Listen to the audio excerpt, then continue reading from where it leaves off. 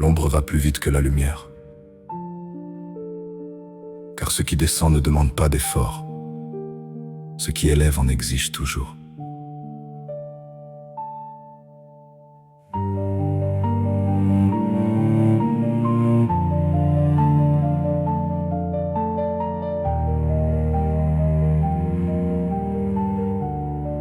La pente attire toujours plus vite que ne pousse la montagne. L'eau descend sans effort. Elle ne remonte jamais sans lutte. Ainsi va le cœur quand il cède à ce qui le tire vers le bas. Le désir immédiat ne demande ni patience, ni discipline, ni doute. Il frappe, il séduit, il emporte, sans jamais demander la permission. La vertu, elle, avance lentement, comme une racine sous la terre. Elle construit sans éclat, sans applaudissements, sans récompense immédiate. C'est pourquoi l'amour souvent préfère la brûlure au lent réchauffement. Il choisit l'orage, parce que l'orage se voit, se sent, éclate.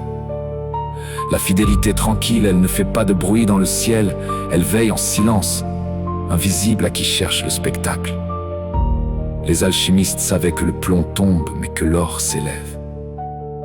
Transformer l'un en l'autre exigeait le feu le plus patient qui soit. Ainsi l'amour véritable est un lent alchimiste de sa propre matière. Il apprend à préférer ce qui dure à ce qui simplement brille. Mais cet apprentissage n'est jamais donné. Il se conquiert chaque jour. Car le vice ne demande rien. Il ne fait que promettre, promettre. Et la promesse facile séduit toujours plus que l'engagement exigeant. L'histoire humaine est faite de ces chutes rapides et de ces montées lentes, de ces feux de paille éclatants et de ces flammes patientes, discrètes. Choisir la vertu, c'est choisir la difficulté contre la facilité brillante. C'est refuser l'ivresse rapide pour la joie qui prend racine longtemps. Nul n'est condamné à suivre la pente, chacun peut choisir de grimper. Mais grimper coûte, et c'est précisément ce qui donne sa valeur. Rien de grand ne s'est jamais construit sans la lenteur consentie.